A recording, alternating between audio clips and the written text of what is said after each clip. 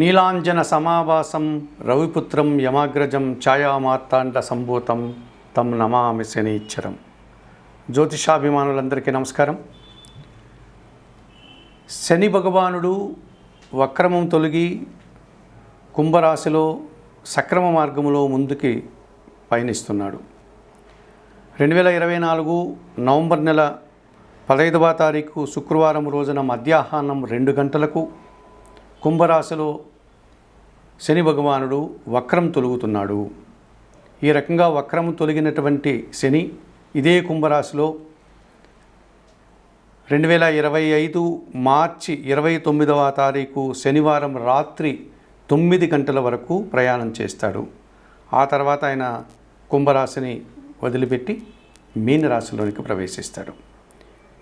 మరి వక్రం తొలగినటువంటి శని భగవానుడు సక్రమ మార్గంలో ఈ కుంభరాశిలో 4.5 నెలల పాటు ఆయన ప్రయాణం చేస్తున్నాడు కనుక 2024 నవంబర్ 15 నుండి 2025 మార్చి 29 వరకు ఈ 4 నెలల కాలంలో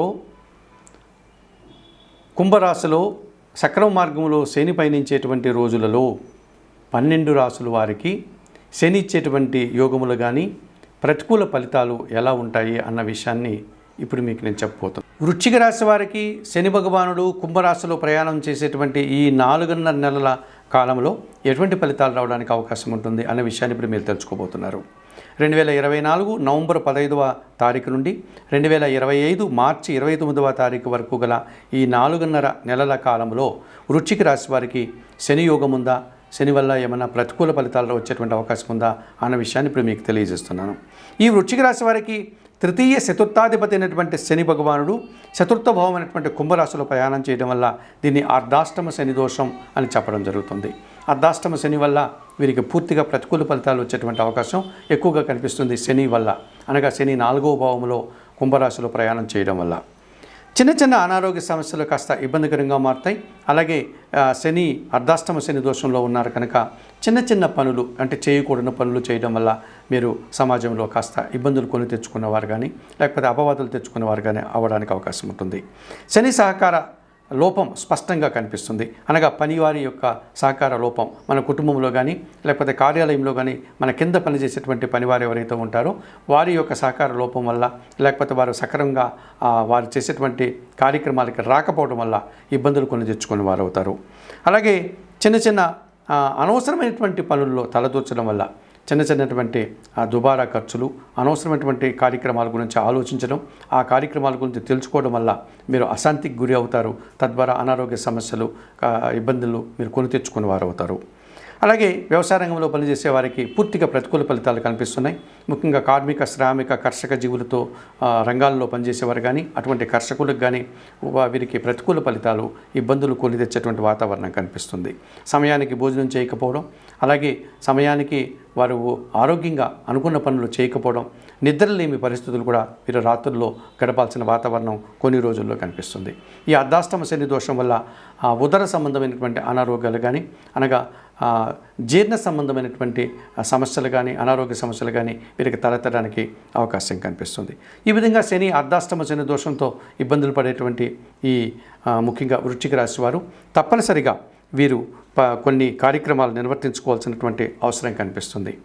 ఈశ్వరుని ఆలయానికి కానీ శనివారం రోజు వెళ్ళి శని భగవానుడుకు సంబంధించినటువంటి శ్లోకాలు ఈశ్వరుని ఆలయంలో చదువుకోవడం, లేకపోతే సుందరకాండ పారాయణం చేయడం, ఆంజనేయ స్వామి ఆలయానికి వెళ్ళి అక్కడ కూర్చుని సుందరకాండ పారాయణం చేయడం, లేక శనివారం రోజు స్వగృహంలోనే సుందరకాండ పారాయణం చేయడం, లేకపోతే శనివారం రోజు ఈశ్వరునికి సంబంధించినటువంటి స్తోత్రాలు చదువుకోవడం, లేకపోతే అవకాశం ఉంటే శనేశ్వరుని యొక్క ఆలయానికి వెళ్ళి స్వామివారిని సందర్శించుకోవడం, శనివారం రోజున మీ శక్తి కొలది వయోవృద్ధులకు కానీ లేకపోతే అనాథలకు కానీ గోవులకు కానీ ఆహార పానీయాలు అందించడం ద్వారా మీరు మరింతగా మంచి ఫలితాలు పొందడానికి, శని అర్ధాష్టమ శని దోషం నుంచి బయటపడి మీరు మంచి ఫలితాలు రావడానికి అవకాశం. ఈ శని భగవానుడు వక్రం తొలగి కుంభరాశిలో ప్రయాణం చేసేటువంటి ఈ 4.5 మాసం కాలంలో అనగా ఈ కర్కాటక రాశి వారికి ముఖ్యంగా శని యోగం వల్ల ఎలాంటి ఫలితాలు ఉంటాయి, లేకపోతే శని వల్ల ఏమైనా ప్రతికూల ఫలితాలు ఉంటాయా, అందువల్ల ఎలాంటి ఇబ్బందులు వస్తాయన్న విషయాన్ని ఇప్పుడు మీరు తెలుసుకోబోతున్నారు. ఈ 2024 నవంబర్ 15 నుంచి 2025 మార్చి 29 వరకు గల ఈ 4.5 నెలల కాలంలో ఈ కర్కాటక రాశి వారికి శని యోగం వల్ల ఇబ్బందులు వచ్చేటువంటి పరిస్థితి కనిపిస్తుంది. ఎందుకు అనగా అష్టమాధిపతి అయినటువంటి శని భగవానుడు అష్టమ భావంలో సక్రమ మార్గంలో ముందుకు ఆయన ప్రయాణం చేస్తున్నాడు కనుక ఈ కర్కాటక రాశి వారికి అష్టమ శని దోషం కనిపిస్తుంది. ఈ అష్టమ శని దోషం వల్ల ఈ అష్టమ భావం కుంభరాశిలో శని ప్రయాణం చేయడం వల్ల ఈ కర్కాటక రాశి వారికి కాస్త ఇబ్బందికర వాతావరణాన్ని వారు ఎదుర్కోక తప్పదనిపిస్తుంది. ముఖ్యంగా జీవిత భాగస్వామితో మనస్పర్ధలు రావడానికి అవకాశం కనిపిస్తుంది. తద్వారా జీవిత భాగస్వామితో మాట్లాడేటప్పుడు కానీ లేదా శనివారం రోజు కానీ ఇతరత్ర వివాదాలకు కానీ సమస్యలు మరింతగా జటిలం చేసుకోవడానికి కానీ ప్రయత్నం చేయకుండా మౌనంగా ఉంటూ ఆ సమస్యలు రాకుండా వీరే చొరవ తీసుకుని ముందుకు వెళ్లాల్సిన వాతావరణం కనిపిస్తుంది.